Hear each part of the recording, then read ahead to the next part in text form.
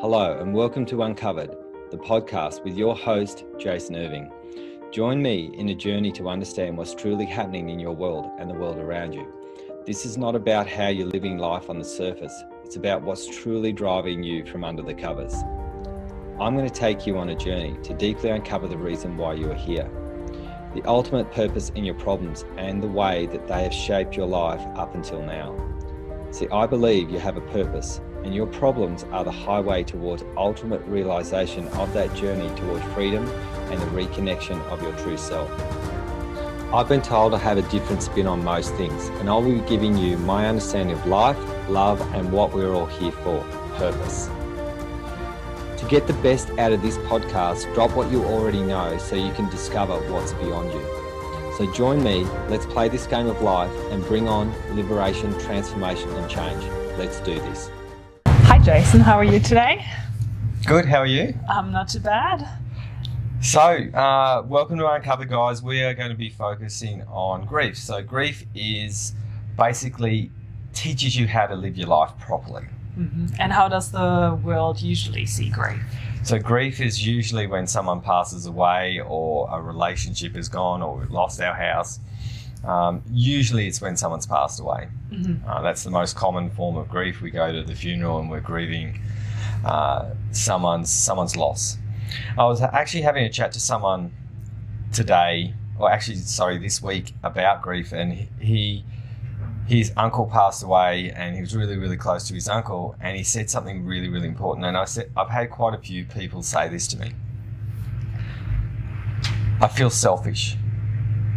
It was really, really interesting, because usually what we do, and I'll just explain usually what we do first, is we feel this grief, we feel this loss, and we feel like we can't move. Mm-hmm. We can't get we're getting through life, we're pushing through life, and life just seems too hard. It's difficult. Yeah, we need to stay stuck in the grief. Yeah, so we get stuck in the grief. It's like we can't move forward simply because the person that we're grieving for isn't here, and it's like a lack of respect on some level that if we move on with our life too quickly, then we're not actually doing justice for the person who has passed away. Mm. So it's like a time that we have to spend time basically putting ourselves in a time capsule where we say, okay, it's time for us to just spend some time grieving, and if we grieve for long enough, there'll be a certain period of time and then we can move forward. Yeah. And this happens with a lot of people, so that there's no chance of this. And there are some people, I met a lady who was dealing with 15 years of grief. She ended up unemployed, unable to do anything because of the loss of her mother. Wow. And it was really interesting. She came to see me when I was running courses, weekend courses, and we stripped that away in about 10 minutes. And she responded to me about a week and a half later. I've got a job. I'm moving on with my life. Thank you so much. Wow. That's amazing. But it was like 20 years of her, 15, 20 years of her just not being able to move. Mm-hmm. So I think it's really important for us to understand what grief does to us in our psyche. There's a podcast that I've got up here already with Mike Halliday. He's the grief master. I call him the grief master simply because he had probably one of the most horrendous experiences around death, because he had to see his wife in the family car, 2 days old. I mean, she died about two days ago, so she was blown up like a balloon, and he had to go inside. His 3 kids were inside, and he had to deal with this moment. Wow. And that's a big moment, to have your wife's suicide. You find her 2 days later, and then you have to deal with the kids and try and create stability within the home. Mm. Now, luckily enough, he made a decision to come and see me quick. And he said, I need to see you, Jay. And I just knew I needed to see him. I hadn't seen him for years. And so he came in and told me about what had happened.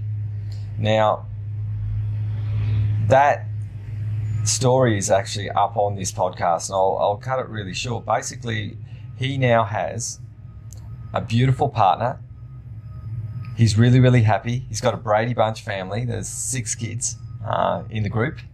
And he's moved on super, super fast. And he could tell that people were feeling, he could tell this feeling that he shouldn't be able to be happy and move on so quickly in his life when this disaster had struck.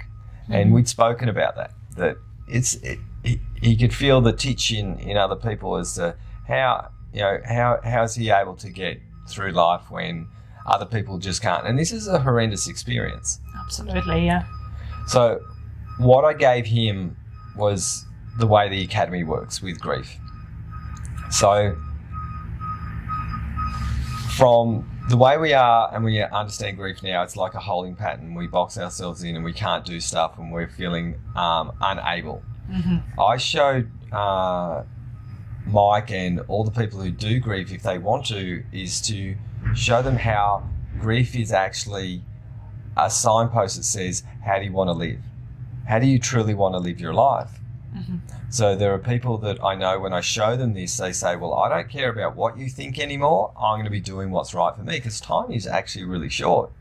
You think about when you were a kid, how long the years went by. Oh, yeah, absolutely. Now it's, right now it's already May and it's about to be June, and I don't know where these months have gone. They've gone so quickly. Mm-hmm. And this is what happens when we get older. So what this does for me, anytime I'm grieving, it makes me think, what do I want to do in my life? So it teaches me how to truly live, because a lot of people, in my opinion, are grieving through life because they're not living a life of purpose, they're not doing what they really want, and they're actually dying in their workplace.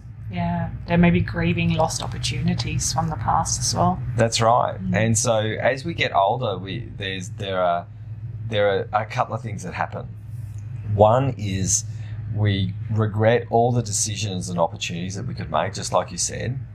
And then the other one is, oh, well, it's too late. Yeah. And that's even more grief. Mm-hmm. Because if you're thinking the first, you might have a little bit of impetus to go, well, let's try and do something now and not waste the time that I have.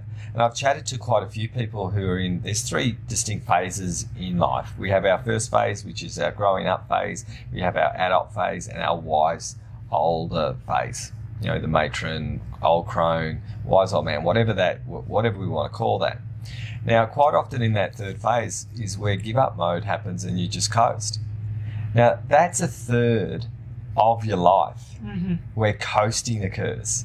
So imagine if you don't do any development and you're basically waiting to get into the grave. And this is what I mean by just people just going, okay, well, I'm just going to go and do my lawn bowls and relax. And I just think that's really silly, because basically you're spending the time saying, well, I've done my time, now it's time for me to relax. And it's promoted that way, retirement in quotes. Mm-hmm. What I suggest is people write a list of all the things that they want to do and how they want to live and start ticking them off. Get your bucket list. There's a great movie called The Bucket List with Morgan Freeman. And I can't remember who the other guy is. But, I don't know. Yeah, it's good. It's a great movie because it's basically saying these 2 old dudes saying, I'm going to tick off my bucket list before I die. And I think this is really, really important, no matter how old you are, that you think, well, what do I want to tick off on my bucket list? And stop saying it's too late if you're older, and stop saying, oh, well, tomorrow's another day when you're younger. I'll get it done later. Mm-hmm. Because I know when people are older, they say, don't use that statement. Use your life wisely. Mm-hmm. So grief is the exponent and the life breather for oxygen.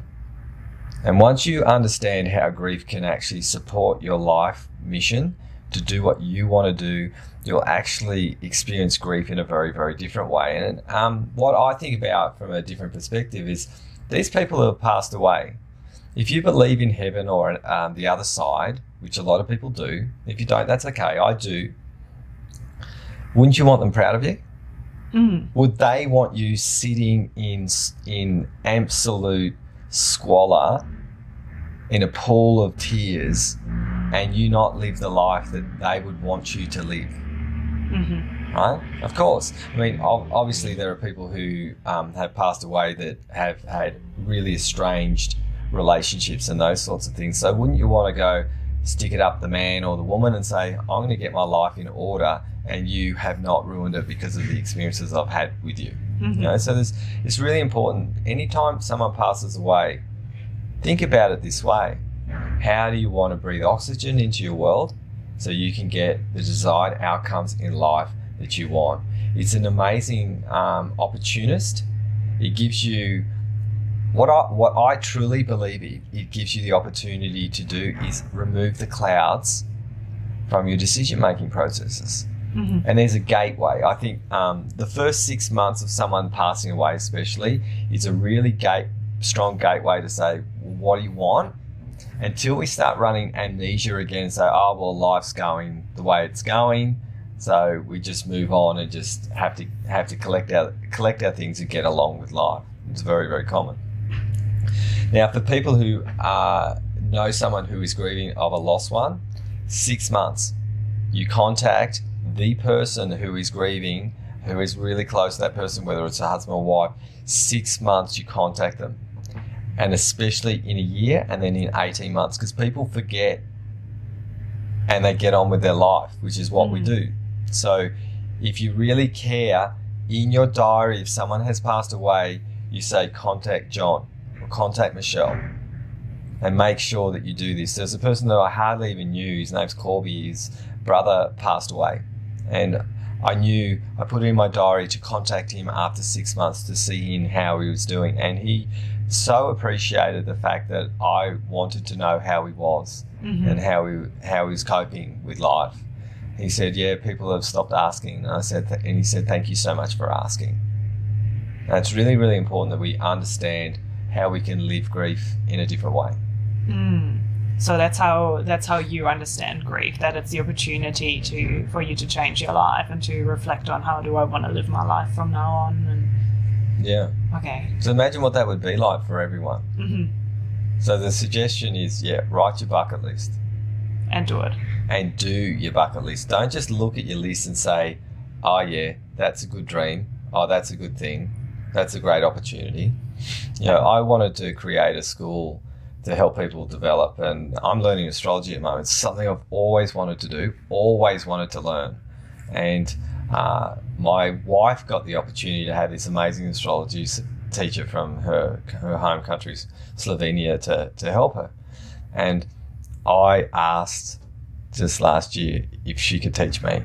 And now I'm jumping over the moon. And now I could have just not asked, because I'm so busy. I'm learning karate. I'm learning astrology, 2 major things that take time. I run an academy, and I am being told that I'm one of the best dads and really connected dads that people have ever seen. Yeah, you really are. I have a beautiful wife. I have really strong balance. I get to do what I want to do. I love what I do, and I don't want to leave anything to chance. So my question to you is, and this is something that I would suggest you do, Philia, and anyone who is watching this, what do you want written on your tombstone? Do you want written, just didn't give life a chance, didn't get where you wanted to go? What do you want written on the tombstone? See, for me, he taught his kids that life is unlimited. He created a legacy for people to remember him by, because he helped so many people change their lives. His systems are still alive while he's gone. And he still thinks he didn't get enough done. Other people will say no, but the way that I am is my last breath. I'm hoping that I will be able to help one last person. That's how I'm built, and I won't stop until I help that one last person believe in themselves, grow, and liberate their life. What about you? Wow. So that's where I'm at with grief. So guys, If you've got someone who is grieving right now, 2 things. Watch the podcast or listen to the podcast with Mike Halliday. Understand, write your list. Think about what's going to be written on your tombstone and make your life the best one you can. If you need that help, if you want some help around this, we have an amazing academy, and I would love it if you could do a review for this podcast. If you want to see it, it's www.wellnessbreakthroughacademypodcast.com if you want to see us. Otherwise, like and review this, share this with someone who really is grieving right now so they can actually maybe get moving in their life, get that bucket list done, and actually live a life of liberation your way or their way. All right. Thank you so much for listening, guys. Thank you.